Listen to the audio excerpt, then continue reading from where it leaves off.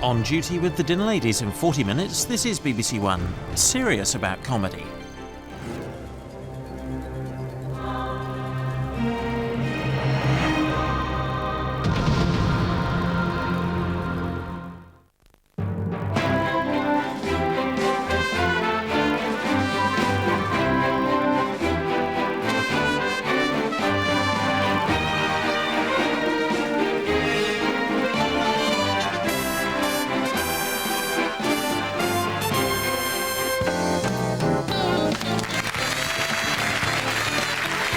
Ladies and gentlemen, your host, Angus Deayton.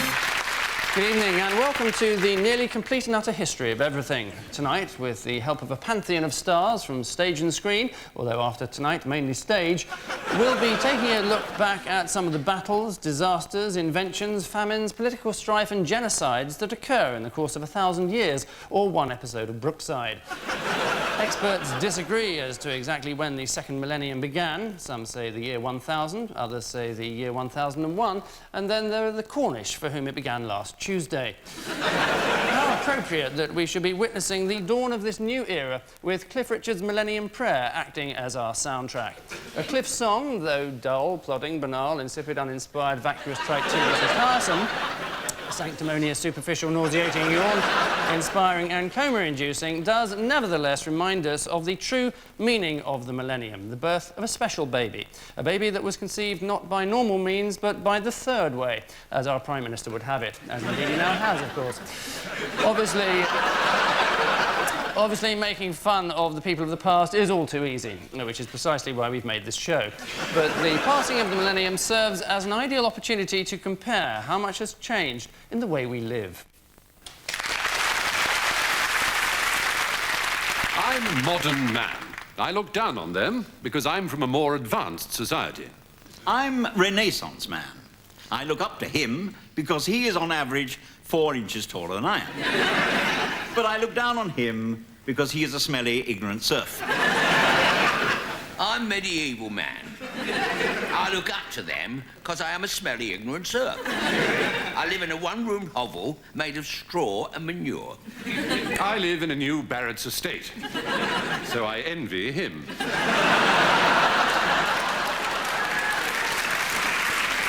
However, I do have hot and cold running water, a car, a Yamaha organ, a TV, and a new video.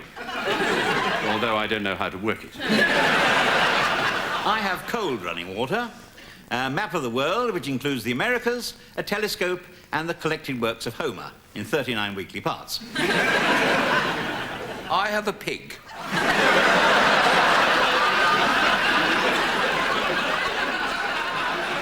Although I don't know how to work it.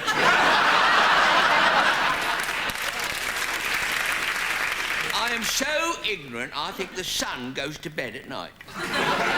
I think the sun revolves around the earth. I think the sun shines out of my trousers. I work as a weaver. For that reason, I'm called Mr. Weaver. I'm a miller, so I'm called Mr. Miller. My name's Ramsbottom, so I'm called Sir.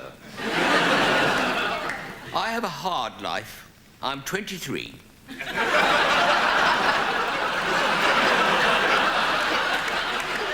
have one day off a year when we get drunk and hit each other with pig's bladders on sticks. I have 2 days off a week when I watch TV and go to home base. I have 1 day off a week when I go to church. But I must admit, the pig's bladder thing sounds a lot more fun. I'm feudal. I believe in doing what his lordship tells me. I'm an optimist. I believe in progress. I'm New Labour, so I don't believe in anything. I encourage education. I teach my children to read. My children don't have a school, so they can't read. My children go to comprehensive school, so they can't read either. Throughout the history of Britain, some things never change. I blame the Normans. I hate the French because they beat us in 1066. I hate the French because they beat us in 1998. I just hate the French. I don't need a reason. All in all, I think my life is better than theirs. I think my life is not as good as his, but better than his. I'm a smelly, ignorant serf. But at least I don't have to put up with pollution, global warming, nuclear war, GM food, stress, and Carol Vorderman. Whoever he is. Well, sod this. Anybody fancy a pint? Yeah, what about the Wattle and Dob? That's a very nice pub. No, it's not a pub anymore. That's the Burbage Theatre nowadays. No, I think you'll find it's now the Hanger Lane Gyratory System. Yes, the lot of the average Joe, or indeed the slightly smaller than average Ronnie, it must have changed out of all recognition since 1000 AD. But let's bring things rather more up to date as we remember now the famous summer of 66. 1066, in fact, a familiar date that was to have a huge impact on this country. If you don't want to know the result, you should look away now. 14th of October, 1066, and a thrilling and historic battle awaits this capacity crowd here at Hastings. Two strong sides battling it out for supremacy. There's the home side, sporting those famous lions. Lord Martin Peters. Who's that? Sir Geoffrey of Hurst. Ray Clements, the younger. Peter of Shilton. Archie Gemmell, currently in exile. Master George Cohen. Squire Peter Osgoode. There's the man in charge, Harold. Well, basically, at the end of the day, I think the lads said they're confident, they're ready. I've told them just to go out there and enjoy themselves, really. You know, obviously, they've got to keep the shape, which is quite difficult when they've got their arms or legs chopped off. But basically, I've told them, you know, go out there, you might get killed or maimed, but enjoy yourself. It's a big day. It's a big day for us all. Looking forward to it, actually. And here come the challengers from France, led by their star attacker, William, Duke of Normandy, and Comte de L'Oréal. Why do I want it? Because it's the throne of England, and I'm worth it. That's what the contest is all about. The coveted Jules Rimet Crown of England. And here to offer full coverage of the event, the Weavers of Bayeux. They'll be bringing you tapestry live as it happens. As the two sides take to the battlefield, let's have a look at how they're lining up. England with 1 or 2 injuries after their semi-final win over the Danes at Stamford Bridge. France using their usual 3,000, 4,000, 3,000 formation. Here's today's officials. In charge, Archbishop Anderson of Canterbury, with his 2 neutral assistants, the Bishop of Cardiff and Canon de Spezia of Milan. Quick toss of the coin. Oh, the side of a coin too much for one of the peasants there. 2 kings shake hands. What a very tense atmosphere this is. Oh, my word. Referee checks his watch. And it's battle on. There's Edgar. William. He's got Taillefer on his outside. Tyrrell getting involved. A lot of pushing and shoving here. Both sides looking a little nervous. And this is looking dangerous. Oh, it's in! It's in! 1-0 to the Normans. My word, let's have a look at the replay. And as you can see how it happened there, and Harold will not be very pleased about that. But England on the offensive now. There's Harold. Sending a long ball upfield. Gospan goes up for it. Oh, and surely that must have hurt. Oh, that's a recurrence of his old injury.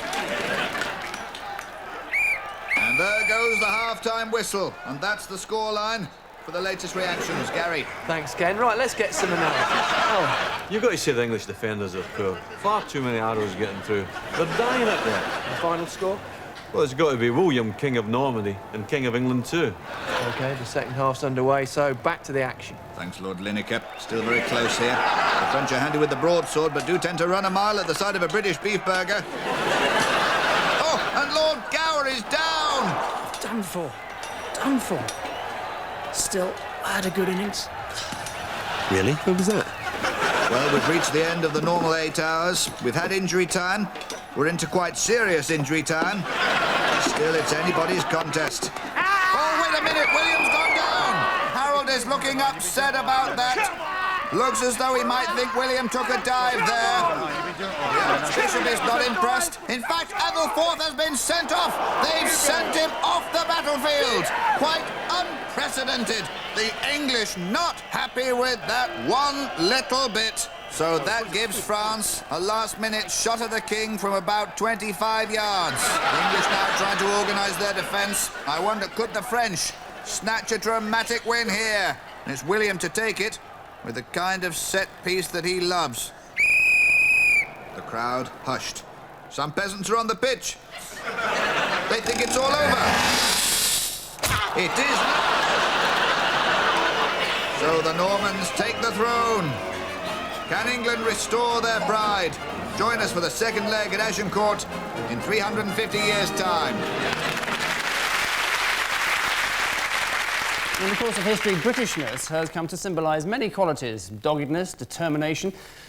Well, that's it, really, doggedness and determination. Qualities best exemplified by the greatest explorer of the 20th century, Geordie of the Antarctic.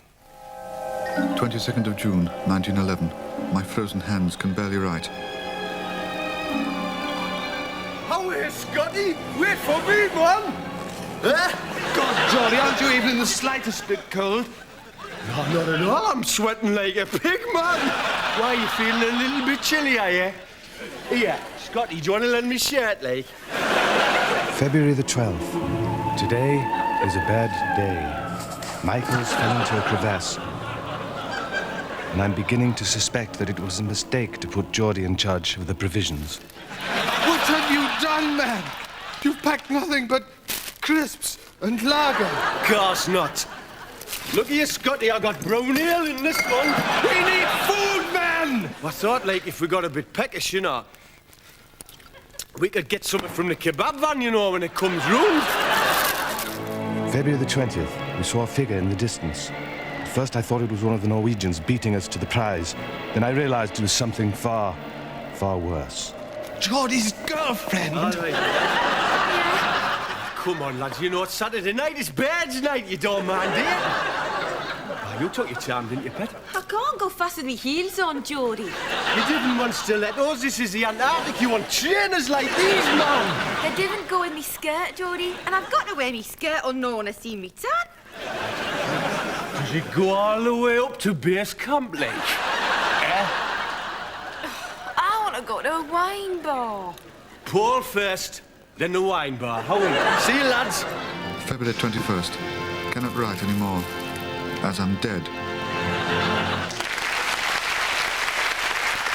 Perhaps the greatest gift the British have given the world over the last 1,000 years is the English language, spoken as it is by 4/5 of the world population and occasionally John Prescott. Behind every politician these days, there's an image consultant, except Prescott, behind whom there's a line of traffic following a chauffeur-driven Jaguar. But every great figure needs an advisor, a mentor, a guru. Hitler had Goebbels, Thatcher had Hitler,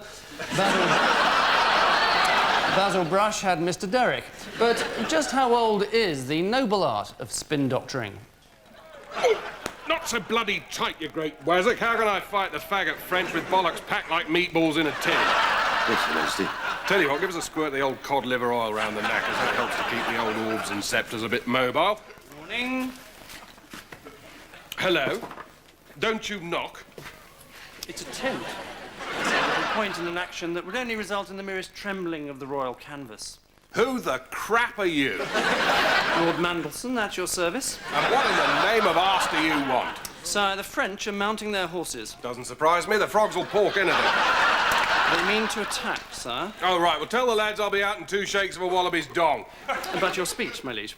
There's nothing wrong with the way I talk. I can swear as much as I like. I'm the king.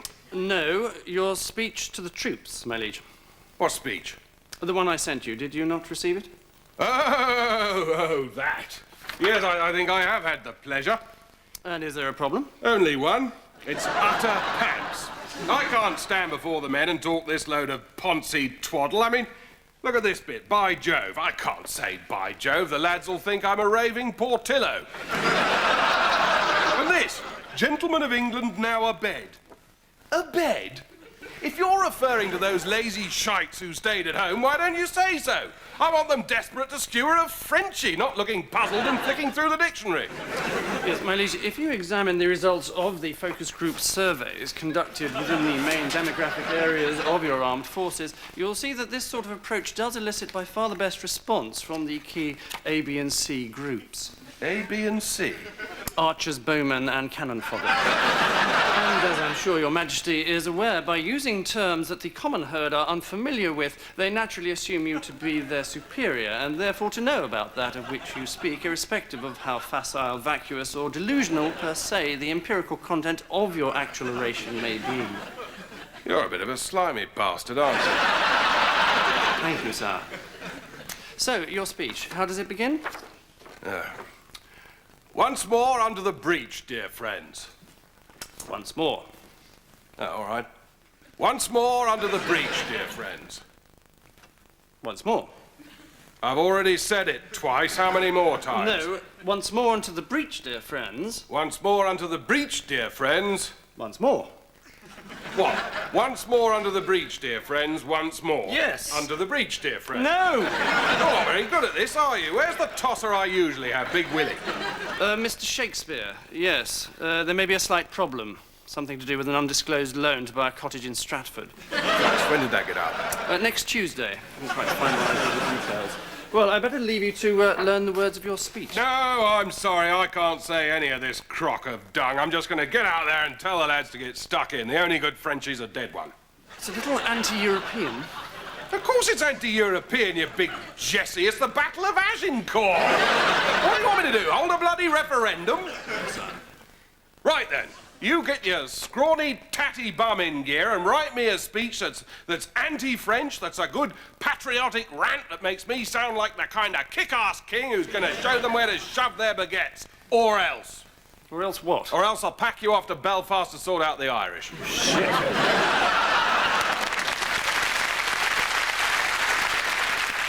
These days, meddling Eurocrats lecture us on trivialities such as the correct shape of a banana and the fact that most of our cows should be kept in Broadmoor.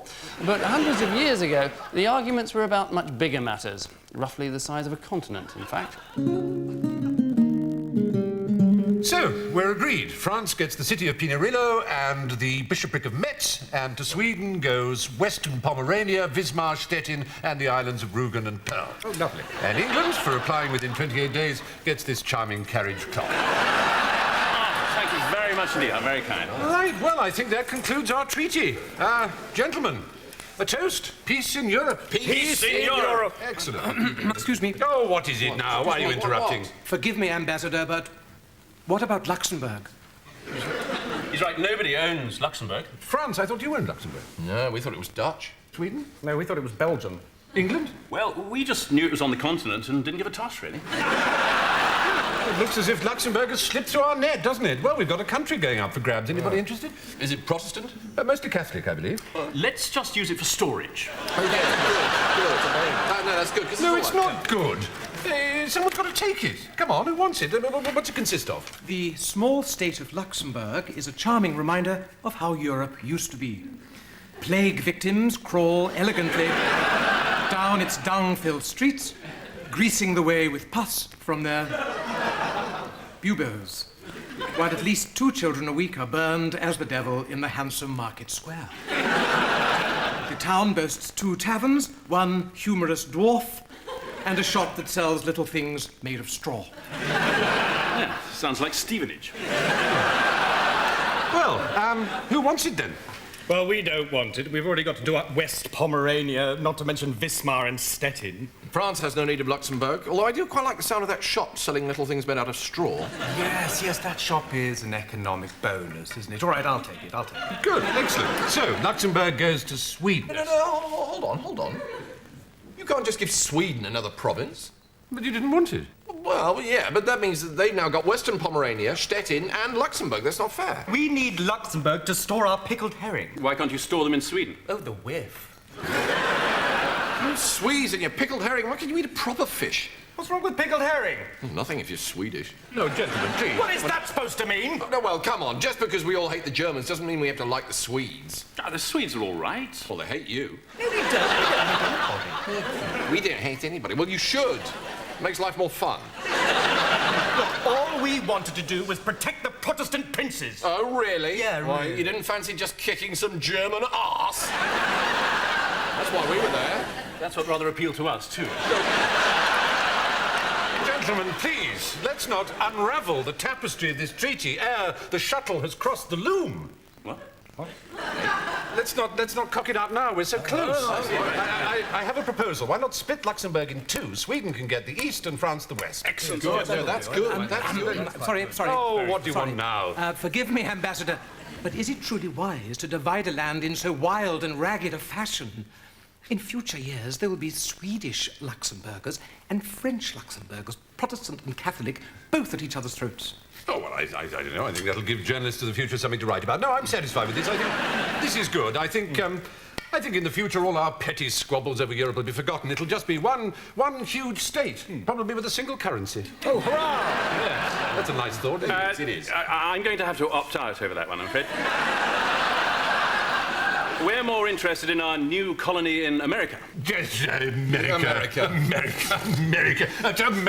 America has given us nothing but tobacco and potatoes and that new high-grade narcotic that you're so fond of. No, gentlemen, I think on the crucible of war we have forged a new Europe. Right, so who's for a... Pint. Half litre. Lager. Bitter. Finest claret. Oh, I'd love a pickled herring. Swedes and your pickled herring, honestly. Well, it's getting... Forgive me. Oh, she's back. What now? Forgive me, Ambassador, but there is one more task. The savage land of the Balkans. Oh, coitus. We forgot the Balkans. Well, look, here we are. 1, 2, 3 there. Look, Bosnia, Herzegovina, Kosovo, Greater Serbia. Everyone satisfied? Well, whatever. I think, gentlemen, we have guaranteed the peace and freedom of Europe for forever. May I say, Ambassador, that with this historic redrafting of the European borders, you are really spoiling us.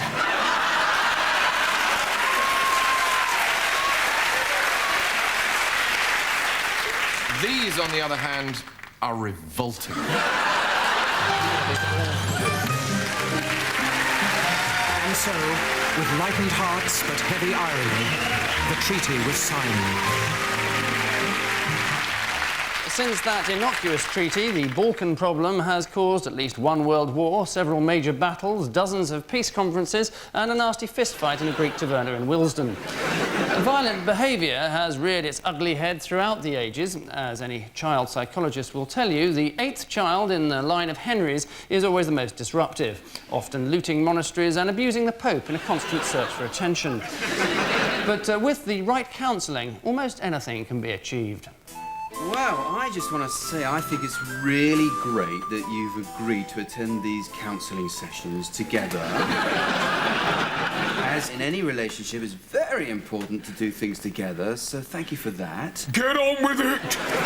Eagerness to make progress, that's good. No eagerness to catch the executioner before he stands down!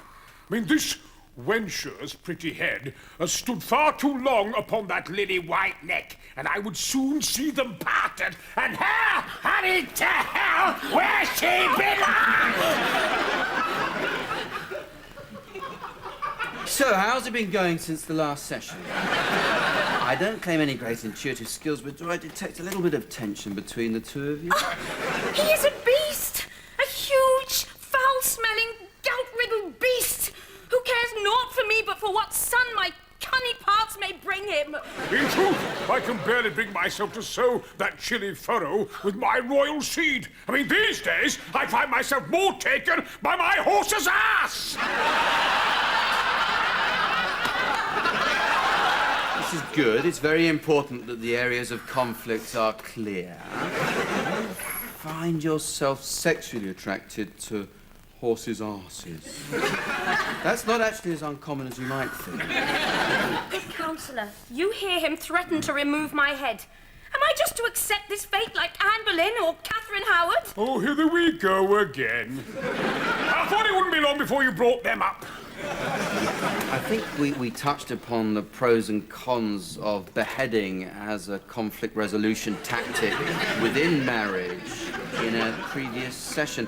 Can you remember, Henry, what we decided? Oh, that it was a no-no. And that beheading one's partner is a retrograde step in relationship terms because... Because it causes an almost irreversible breakdown in communication between partners. Exactly. Likewise, exiling to a different country, keeping her pregnant until she dies of childbirth. Well done, Henry. Grows so much. Yes, it's the suckling pigs. Suckling pigs.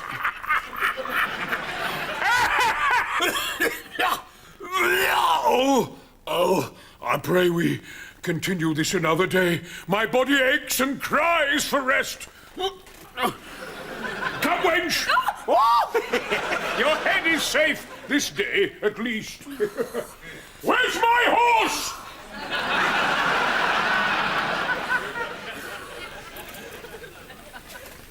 I fear poor Henry is not much longer for this world, but he is a brute.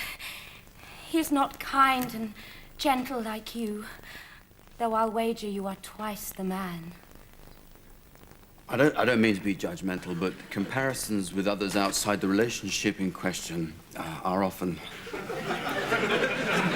You have your hand on my codpiece. History books record the lineage of kings and queens, but there's one man they forget, whose ancestors go right back to the beginning of this millennium. Their story is, without doubt, the greatest story ever told, apart from those stories that are greater.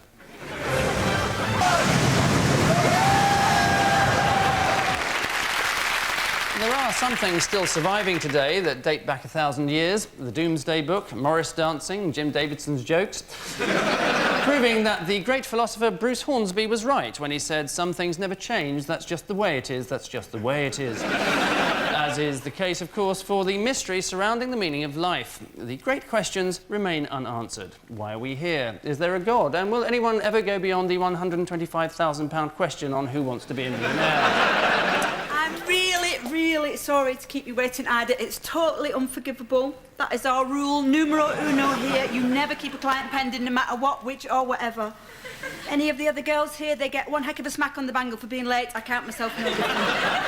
I'm totally mortified by the lateness of my own self here today. I'm aching within my brow with it. I'm underwired with mortification. So how do you want to play this, Ida? If you have a preferment for somebody else to roller you up this morning, then that's fine. I take that right in the overall. That's totally bona fide with me. It's your call, Ida. It's your pond. It's your jam jar. Break me the news. I'm off your hairdo. Look, I'm just happy to be here, love. That's how I feel about life. You could smack me in the face with a cushion cover filled with custard, and I would not complain. But I need to talk to you, Ida, partly so you can have a bit of a comprehendy of why I failed to come in right on the nub of the appointment. And also, I need a bit of wisdom here, and not to beat about the bandstand, Ida. You are an older lady. You're wise in the ways of the world. You haven't just come up the Manchester Ship Canal on a donut, as the homosexuals have it. I'm not being anti-gay with that motto. I love the gays. Gay men, in the particular, are numero uno with me. Well, you've seen my wedding photos, Ida. I married 3 of them. Did you ever marry 3 gay men, Ida? I was just happy to be alive, love.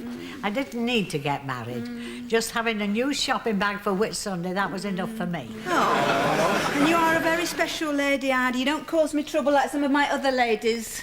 You don't come in the salon at 5:45 of an evening when we've locked the colour away, demanding to go mauve. You don't clean your ears with a bobby pin and put it back in the tray. As a client, you're tip-top. You're totally penthouse in my book. Look, I'm just glad to be with people, Maura. You could flush me down a grate, and as long as I was with people, I'd still be whistling. Oh, well, that's something we could all get a benefit from, that refrain or chorus. Well, I don't know if this has ever happened to you, Ida. I don't know if you've ever come down of a morning and found that your ex-husband has scrawled offensive remarks all over your loose covers in Marmite. It's upsetting. I said to him, Nicky, why have you done this? Because it must have taken forever. You know, because it doesn't flow, Marmite. It's not like golden syrup in that regard. And he said, well, I was upset. I said, I'm the one who's upset, Nicky. I'm the one stuck with the lingering odour of yeast extract here. Do you know what I mean? Let's not forget that. Would you be upset, Ida, if someone violated your soft furnishings in that way? Because I'd be happy just to have soft furnishings, love. That would be enough for me. Well, I'm afraid I don't have so much of a gratitude attitude, unfortunately. And I said, what were you so upset for, Nicky, that you felt you had to do this? And I'm crying, Ida, and my little cat's looking up at me. My little cat, little Robert De Niro, looking up at me. And his whole body language is saying, why, Mummy, why? And he said, I was upset with you, Maura, because you went straight from a relationship with me, that's him, this is him talking, to a relationship with a boy. I said, he may be a boy, Nicky, but he's twice the man you are. It's good, that, innit? He may be a boy, but he's twice the man you are. I heard that in a Catherine Cookson. And I said to him, Nicky, and this is me talking now, I said, Nicky, did you not think I might be upset when you asked for a divorce on the grounds that you had formed an emotional attachment to an Irish wolfhound? Has that ever happened to you, Ida? Your husband running off with a dog? Well, it did, love. But I was just very happy that it was a nice dog. Oh. You are learning me so many lessons about life here. Anyway, it's all got overheated, I'm afraid. I descended into crudités and he came alongside. Because I flare up, Ida, do you? I don't, love. I'm just full of peace of mind. You should be at the United Nations, Ida. You're wasted in Radcliffe. Anyway, can I please apologise for my unpunctuality and general bog-all courtesy, and can I please offer you a free cup of coffee at the gratis end of the payment spectrum? Look, I don't need a coffee, love.